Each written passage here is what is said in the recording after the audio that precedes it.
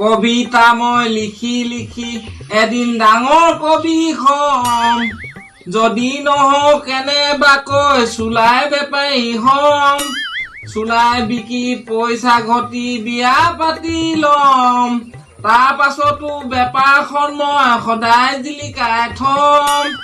জনা মূৰ্খ তই সেইটো কবিতা কোনখন কিতাপত পালি অ? এই কিতাপত থকা নহয় অ দেতা, এইটো মই নিজেই লিখা।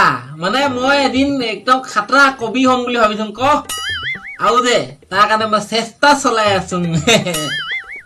অ এনে কিমান মান লিখি থৈছ?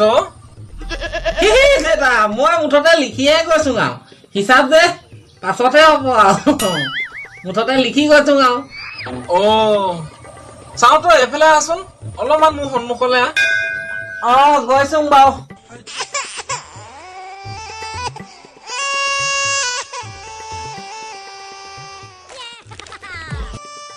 দেতা কওক বাৰু তই হেৰি কৰচোন তোৰ আটাইতকৈ শ্ৰেষ্ঠ কবিতা বুলি যিটোকে ভাব সেইটোকে মোৰ আগত আবৃত্তি কৰি শুনাচোন।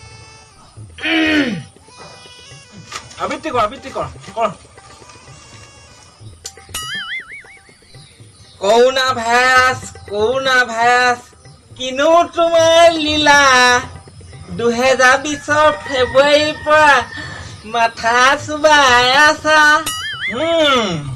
কৰোণা ভাইৰাছ কিনো তোমাৰ লীলা পুলিচৰ পৰা জনসাধাৰণক টিকাকৰণ দিলা। মজা কিয়নো আহিলা কৰোণা তুমি পৃথিৱী হিলাই দিলা ওলাব নোৱাৰো খেলিব নোৱাৰো হৈছে মাথা ঘোলা। বৰ ভাল হৈছে দেই। বিউটি পাৰ্লাৰ বন্ধ হৈ গল লাগিল মস্ত তলা আমাৰ বায়ে মেকআপ কৰি হৈছে কোলা মোলা। নকবি কৈছো বৰ ভাল হৈছে আৰু। মোৰ চুলিখিনি কাটিব পৰা নাই চেলুন যে নাই খোলা আৰু দুদিন পিছত বেনি গাঁঠি লম সেইটো খাটাং কথা। তুলনি বিয়া বৰ বিয়া খাই নোপোৱা হলো তাৰে চিন্তাতে 3 কেজি মান শুকাই খিনাই গলো।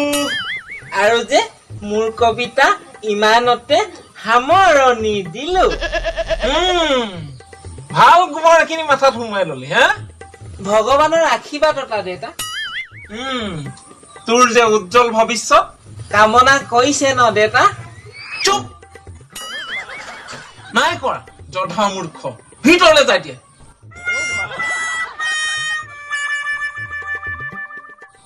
কবিতা লিখিবলৈ আহিছে সেনেকুৱা